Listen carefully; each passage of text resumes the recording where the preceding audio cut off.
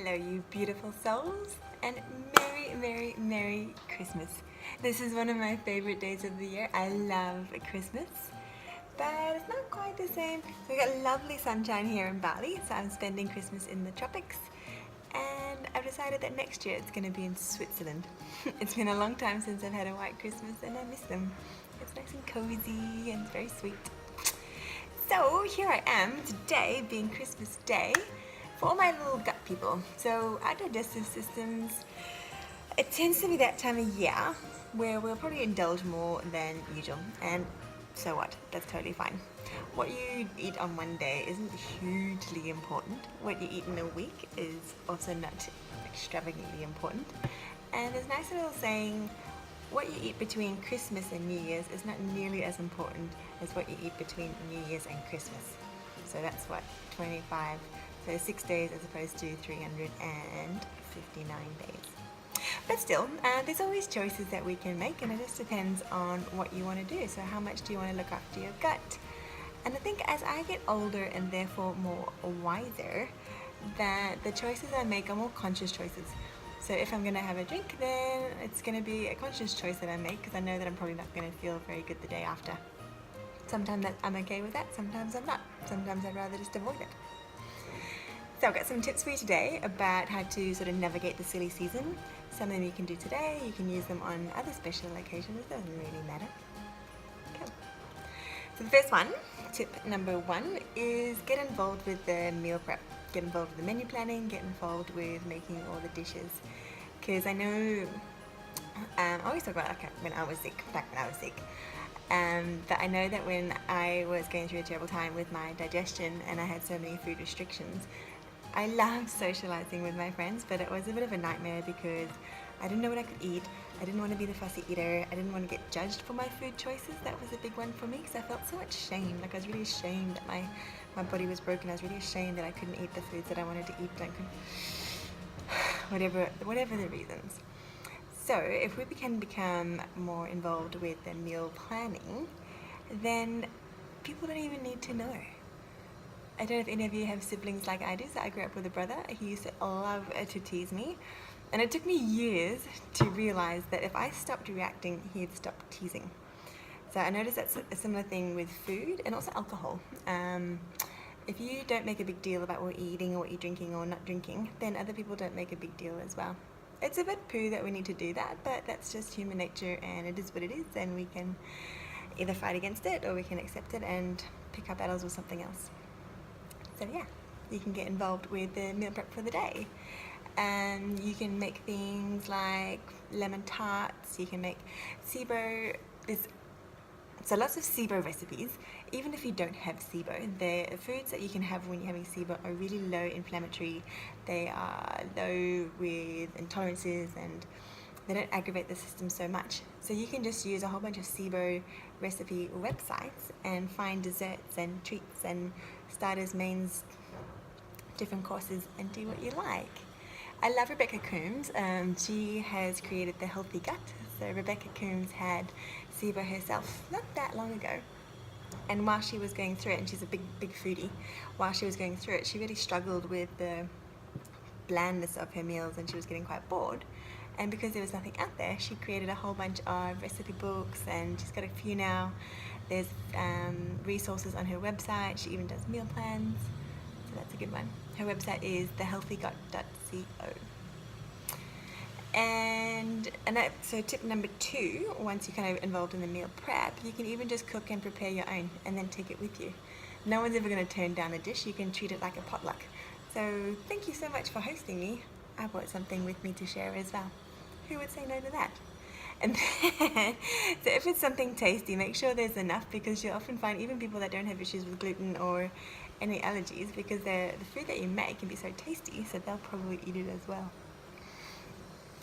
And if you can't do either tip number 1 or tip number 2, then tip number 3 is to eat a meal before you go. Because we make, just like you shouldn't go shopping if you're hungry, same with Christmas dinner. Like, if you're trying to stay to whatever protocol that you're doing at the moment, it's just easier to take away that temptation. So if you know where you're going to fall down, trying to avoid that scenario. So if you're ravenous and then everyone's tucking into this food that you can't eat, you're going to be miserable. So if you eat something before you go, then you won't be that hungry, and it's a little bit more doable. And tip number 4, so having a proper meal. So having a proper meal where your stomach's nice and full and you're nice and satisfied, that'll help to prevent snacking. So when we're kind of healing up our digestive systems, it's a really nice idea to try and space your meals about 4 hours apart, at least 3, maybe around 5. And this helps with the migrating motor complex. That's something I speak about quite a bit. So the migrating motor complex is like this sweeping wave that goes through your intestines every 90 minutes. Kind of like pushes all the food through, gets things going as they should at the rate through your digestive system. But the act of eating stops it. So anytime you eat something, even if it's just like a couple almonds, it's going to stop that process. So the sweeping wave doesn't go through. The migrating motor complex gets a little bit impaired and doesn't work so well.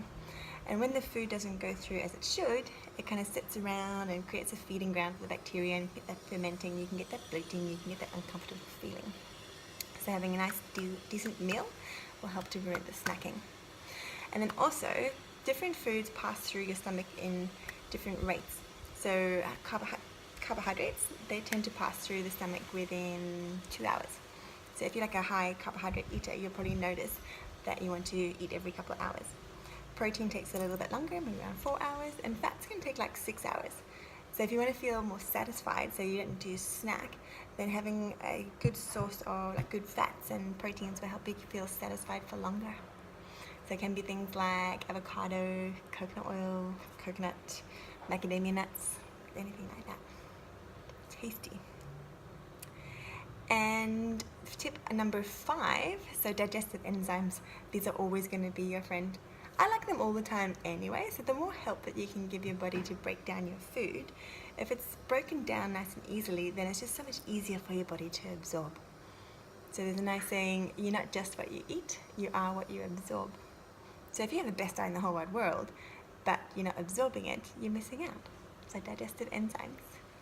And then they also work symptomatically. So say you've gone out and you've accidentally eaten gluten, there's going to be irritation in your digestive system. So you can take extra digestive enzymes and it helps to get that food through quicker, so it kind of does less damage. So that's a trick that you can do as well.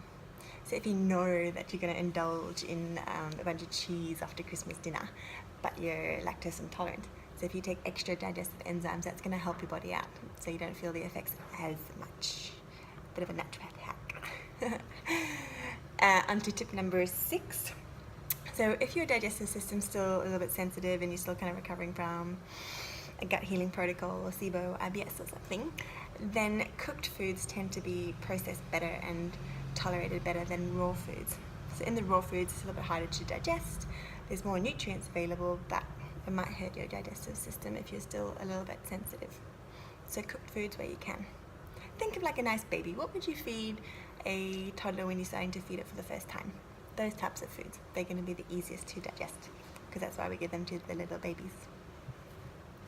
Tip number 7. So, eating your proteins, healthy fats, and veggies first. So that's just going to make it, just like I was saying before, it's going to make it easier to kind of resist the things that, if you weren't about to eat your arm off, you wouldn't normally want. Because when we're hungry, we'll eat the TV. Tip number 9, this can be said for anyone.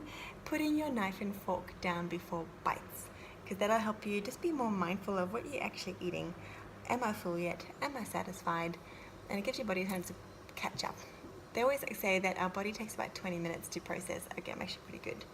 So if you wolfed it down in 2.5 seconds, you might not get that message, and then you'll overeat. And then all your food will start bubbling up and you get the Christmas belly. It's kind of like a given. Why don't we do this? I think everyone needs to have a Christmas nap because of the food coma. So maybe I should put like a 9.1. If you're not going to do that, wear some elasticated pants. Tip number 10, so the alcohol. So if you're going to indulge in the alcohol, so it's not even indulge. It's not really a thing. Alcohol's not really my... When I was going through the stage of kind of weaning off alcohol, it was never like, oh, alcohol. It was because I don't enjoy it. So I don't really enjoy the taste, and I don't enjoy how it makes me feel during and after. So back to, if you kind of want to, if that's where you're at, that's where you're currently at. Depending on your circle of friends and your culture, there might be a big drinking culture, and everyone's probably going to give you a hard time. I used to get, oh come on, don't be so boring, have one drink, it's not going to hurt you, just have one, go on, just have one, it's fine. But I didn't want one, so I figured out if I walked around with my water in a wine glass, everyone would leave me alone. And if I told people that I was hungover, they would leave me alone. Funny but true. So if you are going to be having drinks on Christmas Day, try and avoid having your alcohol with your fruit or your sugars, because that's going to give you a pretty nasty hangover. True story. And on that one, you know how when you're hungover, if you've been hungover, you really crave the fatty food. You want it's usually awful stuff like McDonald's that you might not normally eat. What's happening there is that your body's just trying to replace the healthy fats that got destroyed. So every little cell membrane is made up of a biphasic layer, which is a fatty membrane, and the alcohol comes along and it pierces that cell membrane. So the next day, if you are having these fatty cravings, if you have it with good fats, like the coconut, the avocado, all the oils and the fats, they'll help to satisfy those cravings without you having to go through to the drive-thru. And then on to number 11, staying hydrated. So the better hydrated you are, the better you're going to feel the next day as well. Because when you get that hungover feeling and you're dehydrated, you're not going to want to do very much at all. And so like a little average is 1 glass of water for every glass of alcohol. So the day after Christmas Day, if you have some sort of plan in place, try not to have that mentality of all or nothing. The more that you can find balance on a day-to-day balance, it's going to be better for your sanity. So if you know that you're going to have a bit of an overindulgence on Christmas Day, then have some sort of plan for Boxing Day. So maybe you're going to have lots and lots of lemon water in the morning, maybe a nice anti-inflammatory lunch and dinner, whatever makes you feel good, and then just eat that, and you'll probably feel almost back to normal by the 27th.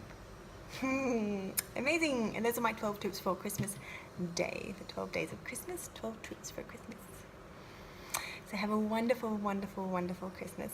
All the love from me to you, and have a rock star New Year's, and happy 2018.